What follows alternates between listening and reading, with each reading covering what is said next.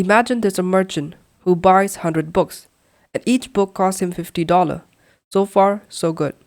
Now, to make a profit, he marks up the price by 25% on each book.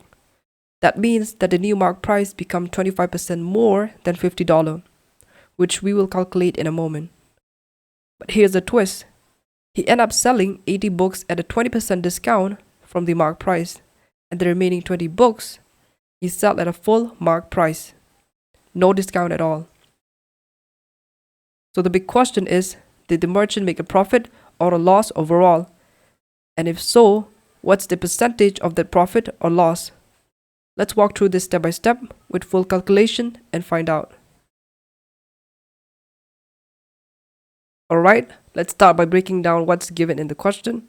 The cost price per book, or the original price, is $50. The merchant buys 100 books.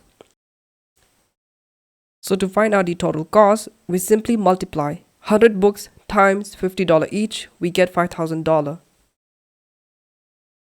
That means the total amount the merchant spent to buy all the books is $5,000. The merchant is a smart guy. He wanted to make a profit, so he decided to mark up the price of each book by 25%. Let's work that out real quick. So the mark price equal 25 divided by 100 times 50. 50 being the original price or the cost price of the books, but this time he add 25%. So the mark price or the new selling price that the merchant would be selling is $62.50. Let's solve the first part of the question. Now here where it gets interesting. He managed to sell 80 of those books, but he also gave 20% discount on the mark price. So we have discount equal 20% of mark price. So his selling price equals 62.50, which is our mark price, times, this is a neat little shortcut. I convert 20% to 0.20 decimal value, and I subtract 1. 1 here represents whole. So if something is 20% off, you're paying 80% of the original price. So we just multiply by 0.8. 0.8 is just a subtraction of 1 minus 0.2. So if I do the multiplication, 62.50 times 0.8, that would give me $50.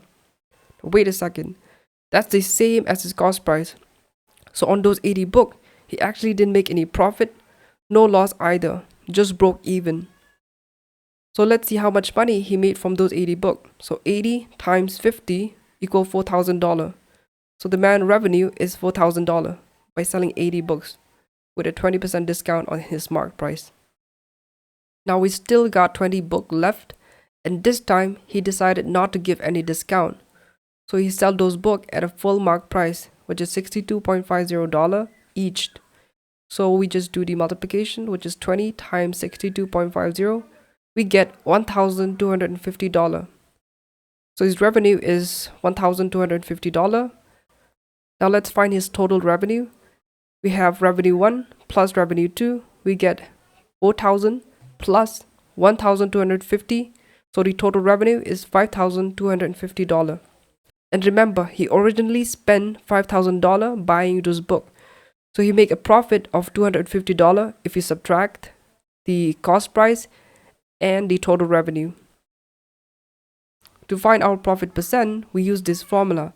Profit equal profit divided by the total cost price times 100. We know that our profit is $250 and our total cost price is $5,000. If we do the calculation, we are left with 5%. So yeah, in the end, the merchant made 5% profit overall. Not too bad, right? He gave some discount, sold most of the books, and still walk away with the extra cash in his pocket. So just to wrap it all up, our merchant spent $5,000 on 100 books. He sold like 80 of them at a discount, basically making no profit on those. But the remaining 20 he sold at a full price, and that's where his profit came from. In the end, he made a total revenue of $5,250, which means a profit of $250. And that worked out to be just fine, which is 5% profit overall. It's a cool little example that shows how even small decision like offering a discount or not can affect your overall profit. If you find this video helpful, consider subscribing and like it. Thanks for watching. See you in the next video.